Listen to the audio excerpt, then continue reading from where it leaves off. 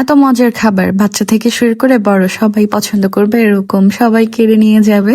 তো আজকে আপনাদের সাথে কোনো কেকের ডেকোরেশন ভিডিও শেয়ার করব না, আপনাদের কাছে আজকে আমি একটা রেসিপি শেয়ার করছি, সেটা হচ্ছে বানানা ব্রেড। আমাদের বাসায় কিন্তু সচরাচর সবার বাসায় আর কি কলাটা থেকে যায়, অনেক সময় একটু বেশি পেকে যায়, যেটা এভাবে খেতে ভালো লাগে না।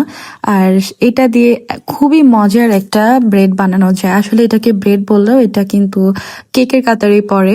তো এখানে 3টা কলা নিয়েছে একদম পাকা। এরপর হচ্ছে আমি 1/4 কাপ সুগার দিয়েছিলাম, একটু কমই দিয়েছি। এরপর হচ্ছে যতটুকু কম দিয়েছি ততটুকু ব্রাউন সুগার দিয়েছি, আর একটা ডিম দিয়েছি।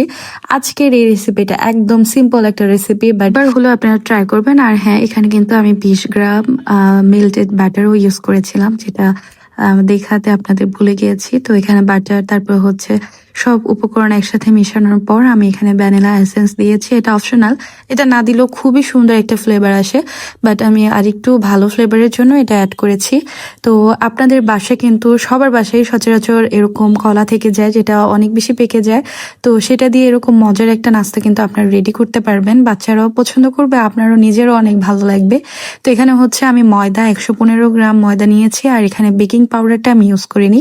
এখানে হচ্ছে হাফ চা চামচের মতো আমি এখানে বেকিং সোডাটা ইউজ করেছি। তো এটা ভালো করে এখন মিক্সড করে নিব। আর এখানে আমি লিকুইড দুধও ইউজ করেছি, যার কারণে আরো বেশি সফট হবে আর ইয়াম্মি হবে। আপনারা চাইলে কিন্তু ময়দার সাথে 1 চা চামচের পরিমাণ গুঁড়ো দুধও দিতে পারেন, সেক্ষেত্রে টেস্টটা আরো বেশি ভালো হবে। আর এখানে আমি লিকুইড দুধটা দিয়েছি। এখন ভালো করে মিক্সড করতে হবে। এটার মধ্যে কোনো ওভার মিক্সিং বা বিটার, যেটা আমরা ডিম ফেটি, সেটা কোনো কিছুরই দরকার হবে না। জাস্ট কাঁটা চামচ দিয়েও চাইলেও কিন্তু এটা ভালো করে মিক্সড করে নিতে পারবেন, মানে ভালো করে মিক্সড হলেই হলো।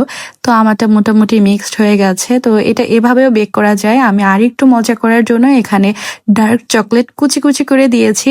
এখানে চকলেট চিপসটা দিলেও ভালো হয়, বাট আমার কাছে এখন চিপস ছিল না, যার কারণে আমি চকলেটটা কেটে দিয়েছি। আর এটা দেওয়ার পর এখনই খুব সুন্দর একটা ফ্লেভার আসছিল। আসলে পাকা কলা কিন্তু ওইরকম খাওয়া যায় না, একদম যেটা আমি ইউজ করেছি ওরকম কলা কিন্তু খাওয়া যায় না, বাট এটার মধ্যে থেকে এত সুন্দর ফ্লেভার আসছিল।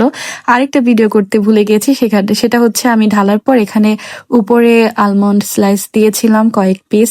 তো দেওয়ার পরে যে আমার খুবই সুন্দরভাবে বেক হয়ে গেছে কেকটা। মাশাল্লাহ মাশাল্লাহ, দেখেন কি পরিমাণ লোভনীয়। আর এটা বানানো যেমন সহজ, খেতে কিন্তু অনেক বেশি মজার। ভিতরে চকলেট চিপস আর বানানার স্মেলটা আসছিল এরকম। ওয়াফেলও খেয়েছেন না? ওয়াফেলোর same to same smell, but ওয়াফেলোটা একটু ক্রাঞ্চি, এটা একদম সফট।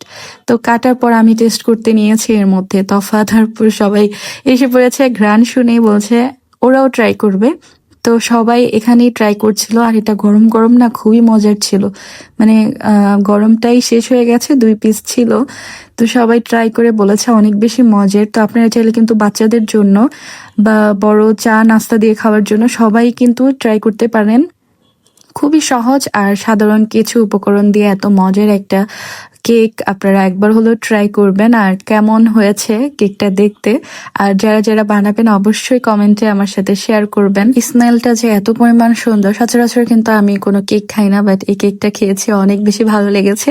নেক্সট টাইম আপনাদের সাথে আবার শেয়ার করব। আল্লাহ হাফেজ।